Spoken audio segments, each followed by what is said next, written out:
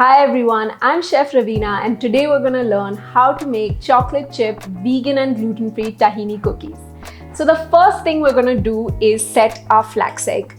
Now what is a flax egg? Flax egg is basically 1 tablespoon of flaxseed powder. To this we're going to add a little bit of water to gel it to become an egg. So 1 egg is 1 tablespoon of flaxseed powder that you add a little water to. Now this flaxseed powder is completely unsalted, unroasted. It's just been blended, the flax seeds whole in a blender to get the powder. And now to this, I'm gonna add the water. So you're only gonna add enough till the egg gels. You don't wanna kind of add too much water because then the egg will not gel properly. So just add a little bit, shake it around in the bowl and leave this aside to set. The next thing we're going to do is sort of mix all our dry ingredients. So what we're going to do here first is add some rice flour to the bowl. So this is just plain organic rice flour. It's white rice flour. Post that, we're going to add some salt. So this is pink Himalayan salt and some baking soda. Now we're just going to give that a rough mix. In my wet ingredients, which I'm going to do in a separate bowl, I'm going to add my flax egg. This is almond butter that's made in a food processor, which is why it's this beige color consistency because it's done in a bigger batch. You can choose to buy from your locally available brands because you will need this consistency for the recipe to work. Some homemade tahini. So you've seen how to make this in my previous videos.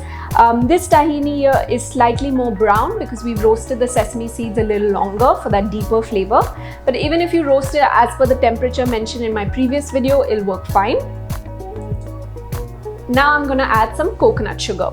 So you're welcome to replace this with jaggery powder, with date paste, with homemade applesauce. All of these work well. In my opinion, coconut sugar works the best, but it's completely up to you. Just give that a mix through. And now most importantly, you always add your dry ingredients to your wet ingredients. It's never your wet to dry. So always the dry ingredients go into the wet. So you mix that in completely. And finally, you'll add your vegan chocolate in. So I've just taken locally available vegan chocolate and chopped it into pieces. You're welcome to use any brand of your choice. If you are not vegan, you can use a nice 100% dark chocolate bar or 73% dark chocolate bar.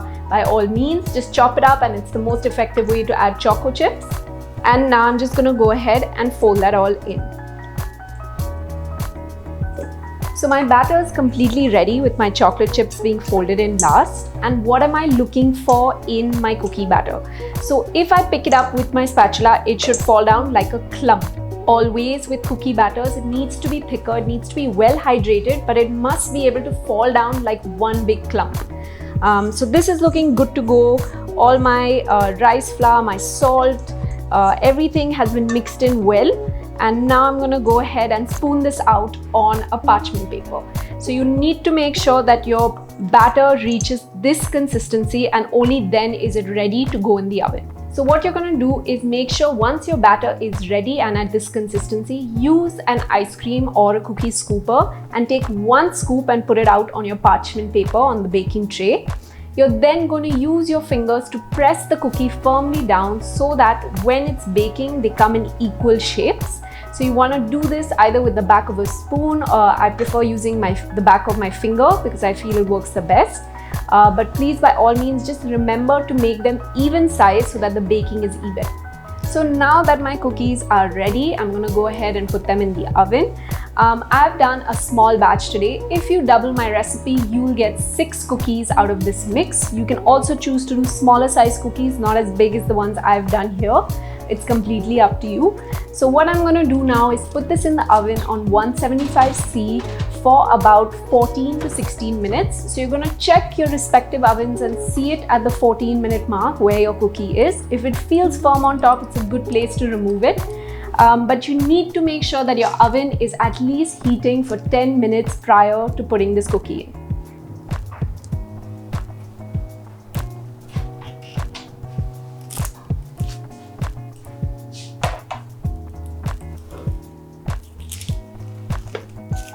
So as you can see, my cookies have come out fresh from the oven. They've expanded quite a bit. This is why I make only 3. So please, by all means, if you feel you need more in the house, make more. I'm going to leave these to completely cool before I attempt to take them off the parchment paper. At this stage, if I try and take them off, they will break in my hand. You have to be extremely careful with vegan and gluten-free baking because the chances of breakage are much higher. This is why you let everything cool completely before you try and get it off.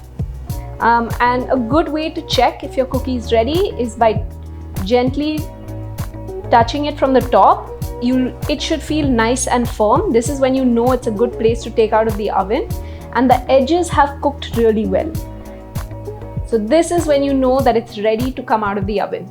So my cookies have completely cooled, and this is the time I'm going to take them off the parchment paper. So the first thing I'm going to do is remove the rings. So this was just put to weigh it down so that the paper doesn't fly. And then I'm going to use either a flat knife like this or just a regular knife to be able to scrape it under so it comes out in nice one piece. So please make sure you use something like this instead of trying to just pick it up because it will break then.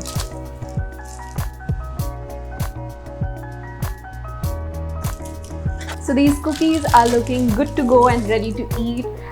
Enjoy them with your family, your friends. Trust me, they're going to be a big hit in your house if you decide to make them. Thank you so much for watching my YouTube video. If you do like the content that I have been sharing, please do like, share and subscribe. Share it with your friends, your family, anybody trying to eat healthy. This is the channel for them, so do spread the word.